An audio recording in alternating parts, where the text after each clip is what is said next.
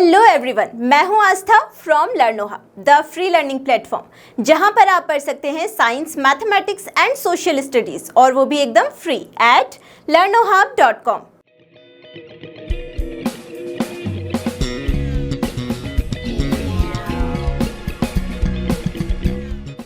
आज हम लोग डिस्कस करेंगे अपने chapter winds, storms and cyclones के सारे एनसीईआरटी क्वेश्चंस, उनके सॉल्यूशंस आज हम लोग पूरे के पूरे रेडी करने वाले हैं। यानी कि उसमें 9 क्वेश्चंस हैं, क्वेश्चन नंबर 1 से लेकर क्वेश्चन नंबर 9 तक की पूरी जो एक्सरसाइज है इस चैप्टर की आज हम लोग साथ में सॉल्व करने वाले हैं। आई होप कि चैप्टर तो आप लोग पढ़ चुके होंगे, तो आपके कॉन्सेप्ट्स एंड बेसिक्स तो होंगे क्लियर। तो आप भी साथ ही साथ अपनी पेन और नोटबुक लेकर बैठिए और साथ ही साथ प्रैक्टिस करते हुए चलिए।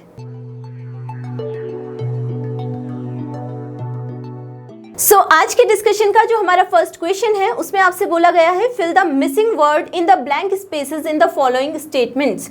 तो आपको कुछ स्टेटमेंट्स दिए गए हैं जिनमें से कुछ वर्ड्स गायब हैं। आपको वहां पर करेक्ट जो आंसर है वो फिल करना है, करेक्ट वर्ड जो आपके अकॉर्डिंग वहां पर आना चाहिए उसको भरना है। ठीक है, तो पार्ट ए में आपसे बोला गया है विंड इज डैश एयर। तो चैप्टर आप अच्छे से पढ़ चुके हैं, आपको मालूम है कि जो विंड होती है वो कैसी एयर होती है, तो विंड को बोला जाएगा मूविंग एयर। तो आप यहाँ पर क्या वर्ड फिल करेंगे, मूविंग। सो आपका पूरा स्टेटमेंट क्या हो गया, wind is moving air. Part B है winds are generated due to dash heating on the earth. Winds किस वजह से जनरेट होती हैं अर्थ में, तो हम लोगों को मालूम है कि विंड्स जनरेट होती हैं due to uneven heating on the earth, और इसी वजह से high pressure zones, low pressure zones बनते हैं, है ना।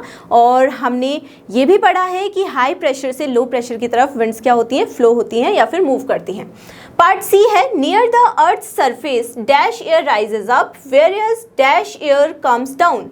तो अर्थ के सरफेस के नज़दीक में कौन सी जो एयर होती है वो ऊपर की तरफ को फ्लो होती है और कौन सी एयर नीचे की तरफ को आती है। तो कौन सी एयर होती है ऊपर की तरफ को, तो उसको हम लिख सकते हैं वार्म या फिर हॉट एयर। ठीक है, और कौन सी एयर नीचे की तरफ को आती है, तो ये हो जाएगी कूल या फिर कोल्ड एयर। तो पूरा का पूरा स्टेटमेंट हमारा क्या हो गया, near the earth surface warm और hot air rises up whereas cool और कोल्ड एयर कम्स डाउन। ठीक है, पार्ट डी देखिए, ये तो इजी सा है और अभी इससे पहले ही मैंने जो पार्ट बी है उसमें भी ये आपको हिंट कर दिया था। Air moves from a region of dash pressure to a region of dash pressure. तो जो एयर है वो कौन से प्रेशर रीजन से कहाँ की तरफ को आती है, तो हमको पता है कि ये हाई प्रेशर से लो प्रेशर की तरफ क्या करती है, मूव करती है। तो आपका ये वाला स्टेटमेंट क्या हो गया, air moves from a region of high pressure to a region of low pressure. तो ये वाला क्वेश्चन हो गया अच्छे से कंप्लीट। अब चलिए सॉल्व करते हैं अपना सेकंड क्वेश्चन। सो इस क्वेश्चन में हमसे बोला जा रहा है suggest 2 methods to find out wind direction at a given place. कि किसी भी प्लेस में आप ऐसे अपने डेली लाइफ से रिलेटेड कोई एग्जांपल सोच पा रहे हैं क्या, जिससे हम बता पाएं कि विंड की डायरेक्शन किस तरफ को है। ठीक है, तो आप सोचिए आपने पतंग तो उड़ाई होगी, है ना। जब आप पतंग को उड़ाते हैं तो पतंग जिस डायरेक्शन में मूव करने लगती है, इसका मतलब ये है कि जो विंड की डायरेक्शन है वो भी उसी डायरेक्शन में है। ठीक है, साथ ही साथ जब भी हम कपड़ों को सुखाते हैं धूप में, है ना, छत में, तो हवा चलती है, तो कपड़े जिस भी तरफ को फ्लो हो रहे होते हैं, यानी कि मूव तो वो करेंगे नहीं लेकिन उड़ रहे होते हैं, तो उसी डायरेक्शन में क्या होती है, विंड की डायरेक्शन भी वही होती है। तो आप इस क्वेश्चन के आंसर में लिख सकते हैं, क्योंकि आपको 2 एग्जांपल्स देने हैं, तो आप पहले वाले एग्जांपल में लिख लीजिए if you fly a kite the direction in which kite flies tells about the direction of the wind. और सेकंड एग्जांपल में आप लिख लीजिए when we put our clothes to dry the direction in which clothes will be carried away tells about the direction of the wind. ठीक है, तो बहुत ही simple सा क्वेश्चन था। इससे रिलेटेड आप कुछ और अपने डेली लाइफ एग्जांपल्स भी सोच पा रहे होंगे, तो वो भी आप अपनी नोटबुक में लिख सकते हैं। ठीक है, तो चलिए अब सॉल्व करते हैं अपना next question. So question number 3 में आपसे बोला जा रहा है state 2 experiences that made you think that air exerts pressure other than those given in the text. तो आपको कुछ ऐसे एग्जाम्पल्स देने हैं जो कि आपके टेक्स्ट बुक में नहीं दिए गए हैं, उनके अलावा। ठीक है, ऐसे एक्सपीरियंसेस बताने हैं जिसके थ्रू आप ये बता पाते हैं कि जो एयर होती है उसमें वो प्रेशर भी क्या करती है, जनरेट करती है किन्हीं ऑब्जेक्ट्स पर। ठीक है। तो इसके एग्जाम्पल में देखिए, आप पहला एग्जाम्पल दे सकते हैं, when we inflate a balloon. तो जब हम बलून फुलाते हैं, गुब्बारा फुलाते हैं, तो क्या होता है कि एक टाइम तक तो उसमें एयर फिल हो रही होती है, लेकिन एक टाइम ऐसा आता है कि बलून क्या हो जाता है, फूट जाता है। और ऐसा क्यों होता है? ऐसा इसलिए क्योंकि जो एयर है वो क्या करती है, उसमें प्रेशर क्रिएट करती है। तो इसलिए आप क्या लिख सकते हैं, when we inflate a balloon after some time even if we blow air the balloon won't inflate any more, it might burst but it will not inflate because air exerts pressure। दूसरा example बहुत ही easy है, जब भी अगर हम अपनी खिड़कियों या फिर दरवाज़ों को ओपन करते हैं, खोलते हैं, तो जो पर्दे हैं वो एक डायरेक्शन में क्या होने लगते हैं, उड़ने लगते हैं, मूव करने लगते हैं। तो वो किस वजह से होता है, वो इसी वजह से होता है, उस डायरेक्शन में विंड का फ्लो हो रहा है या फिर उन पर क्या पड़ रहा है, प्रेशर पड़ रहा है एयर की वजह से। ठीक है, तो आप लिख सकते हैं, when we open the door और windows of our house the curtains tend to move, this movement is due to the pressure exerted by the wind. ठीक है, तो ये वाला क्वेश्चन भी बहुत ही सिंपल सा था, आप कुछ और एग्जांपल्स भी लिख सकते हैं। ठीक है, तो चलिए आप सॉल्व करते हैं अपना नेक्स्ट क्वेश्चन। सो हमारा क्वेश्चन नंबर 4 है, you want to buy a house, would you like to buy a house having windows but no ventilators, explain your answer. तो आपसे पूछा जा रहा है कि आप एक घर खरीदना चाहते हो, उस घर में विंडोज़ तो हैं लेकिन वेंटिलेटर्स नहीं है, क्या आप ऐसा घर खरीदोगे? खरीदोगे तो क्यों खरीदोगे? नहीं खरीदना चाहते हो तो क्यों नहीं खरीदना चाहते हो? तो मेरे अकॉर्डिंग तो इसका आंसर होना चाहिए नहीं, मैं ऐसा घर नहीं खरीदूंगी। क्यों? क्योंकि जब वेंटिलेटर्स ही नहीं है, इसका ये मतलब है कि जो कमरे का टेम्परेचर है वो क्या हो जाएगा, वो बैलेंस ही नहीं रह पाएगा। और ऐसा क्यों? क्योंकि हमको पता है कि जो विंडोज़ होती हैं वो तो थोड़ा नीचे होती हैं, वेंटिलेटर्स हमारे रूम में ऊपर की तरफ होते हैं। तो क्या होता है, विंडोज़ से जो एयर आती है, ठीक है, और जो रूम की वार्म एयर होती है वो किधर चले जाएगी, वेंटिलेटर्स के थ्रू बाहर चले जाती है, और इस तरीके से रूम का जो टेम्परेचर है वो मेंटेन रहता है। ठीक है, अगर वेंटिलेटर्स नहीं होंगे तो टेम्परेचर मेंटेन ही नहीं रहेगा। ठीक है, तो इसके आंसर में आप लिख सकते हैं, no I would not like to buy a house which have windows but not ventilators, because windows are located at the lower height but the ventilators are at the higher height.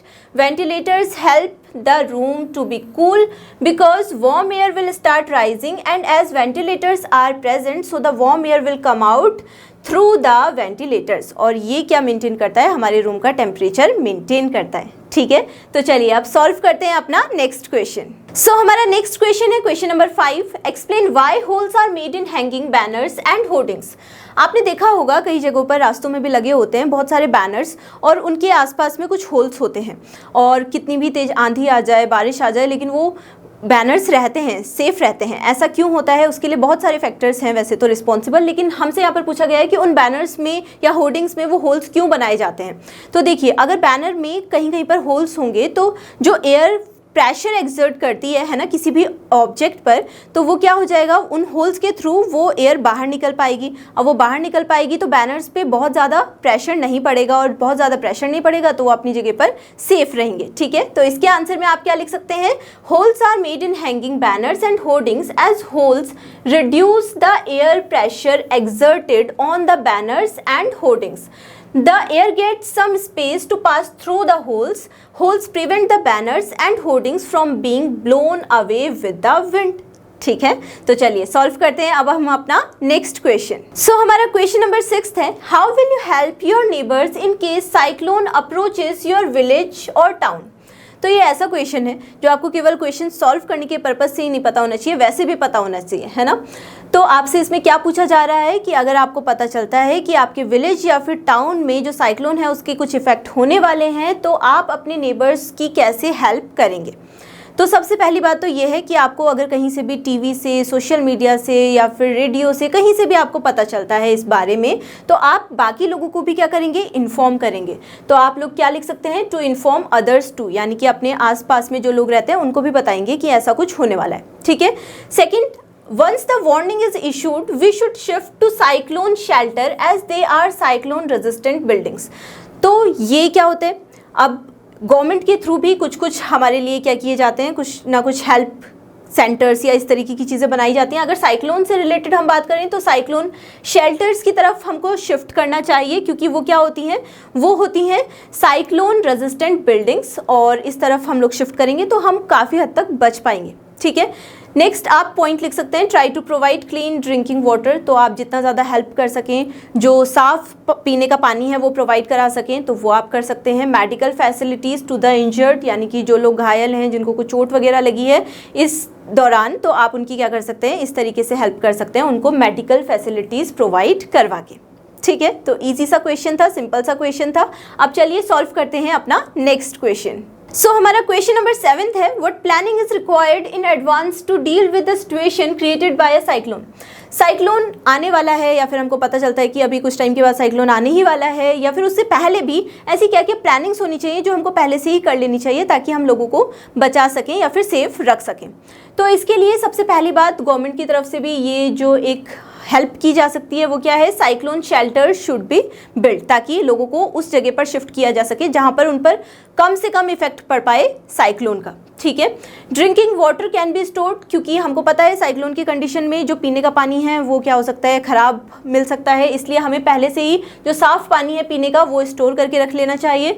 Next है, medicine and food materials can be stored for future use, तो future use के लिए हमें medical facilities या फिर food materials जो हैं उनको स्टोर करके रखना चाहिए। People can prepare to shift during emergency, और लोगों को भी मेंटली और हर तरीके से रेडी रहना चाहिए कि अगर ऐसी कोई सिचुएशन आती है तो हम लोग साइक्लोन शेल्टर्स की तरफ या फिर ऐसी बिल्डिंग्स की तरफ जहां पर हमको जाना चाहिए, सेफ जहां पर हम रह पाएंगे उधर की तरफ शिफ्ट होना चाहिए। ठीक है, तो ये थे कुछ यहाँ पर आपके पास में एग्जाम्पल्स जो कि किए जा सकते हैं साइक्लोन से बचने के लिए, जो प्री प्लानिंग की जा सकती है वो। आपको कुछ और भी इसमें एग्जाम्पल्स पता हैं या फिर आप कुछ और भी सोच पाते हैं तो वो भी आप इसमें लिख सकते हैं। तो चलिए आप सॉल्व करते हैं अपना नेक्स्ट क्वेश्चन। सो हमारा क्वेश्चन नंबर 8 है, which one of the following place is unlikely to be affected by a cyclone, कि जो भी आपको 4 ऑप्शंस दिए गए हैं उसमें से आपको ये बताना है कि कौन सा ऐसा प्लेस है जो कम से कम इफेक्ट जिस पर पड़ेगा किसी साइक्लोन के आने का।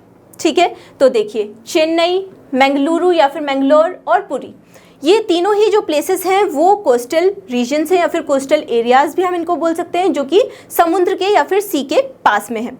लेकिन यहाँ पर एक जो आपको ऑप्शन दिया गया है, ऑप्शन नंबर 3 यानी कि अमृतसर, ये एक कोस्टल एरिया नहीं है। ठीक है, यानी कि समुद्र के पास में नहीं है, तो जो साइक्लोन है उसके आने का सबसे कम या फिर लेस जो इफेक्ट है वो इसी पर पड़ना चाहिए। इसलिए जो ये वाला क्वेश्चन है इसका आंसर कौन सा हो जाएगा, ऑप्शन 3 यानी कि अमृतसर।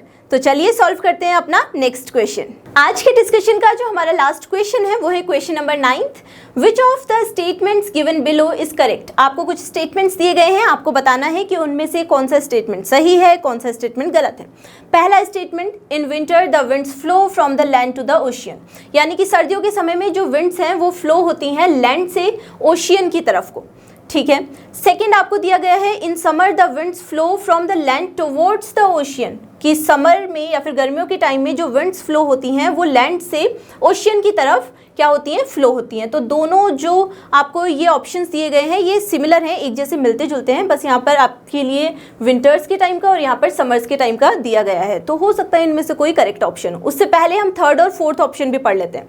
थर्ड ऑप्शन है, a cyclone is formed by a very high pressure system with very high speed winds revolving around it. तो चैप्टर आप लोग पढ़ चुके हैं ना पूरा, ये तो आपको आइडिया होगा ही होगा कि यहाँ पर कौन सा हमको वर्ड गलत नजर आ रहा है। तो यहाँ पर गलत नजर आ रहा है ये हाई प्रेशर, है ना। क्यों? क्योंकि जो साइक्लोन है वो कब फॉर्म होते हैं, तो वो होते हैं लो प्रेशर सिस्टम का पार्ट। ठीक है, तो यहाँ पर क्या होना चाहिए था, लो प्रेशर होना चाहिए था, और इस वजह से ये वाला जो ऑप्शन है वो क्या हो गया, गलत हो गया। ठीक है, लास्ट ऑप्शन देखिए fourth, the coast line of India is not vulnerable to cyclones, कि जो कोस्ट लाइन ऑफ इंडिया है हमारे कंट्री की वो साइक्लोन्स नहीं आ सकते वहाँ पर कुछ इस तरीके का। तो क्या ये सच है? नहीं, वहाँ पे तो साइक्लोन्स आ सकते हैं और उनका बहुत ज़्यादा इफेक्ट भी पड़ता है। तो ये वाला स्टेटमेंट भी क्या हो गया, बिल्कुल गलत हो गया। अब इन दोनों में से हमको एक ऑप्शन चूज़ करना है, यानी कि फर्स्ट और सेकंड में से। तो चैप्टर जब हम लोग अच्छे से पढ़ चुके हैं तो ये हमको मालूम है कि जो विंटर्स का टाइम होता है यानी कि सर्दियों का समय है, उसमें जो विंड फ्लो होती हैं वो कहाँ से कहाँ तक होती हैं, लैंड से से ओशियन की तरफ को वो फ्लो होती हैं। तो हमारा कौन सा ऑप्शन करेक्ट हो गया है? हमारा जो ऑप्शन ए है, यानी कि पहला जो ऑप्शन है वो यहाँ पर क्या हो गया? करेक्ट हो गया। सो अब हम मिलेंगे अपने नेक्स्ट डिस्कशन में, जिसमें हम डिस्कस करेंगे कुछ और क्वेश्चंस या फिर कुछ और चैप्टर्स के एनसीईआरटी सॉल्यूशंस।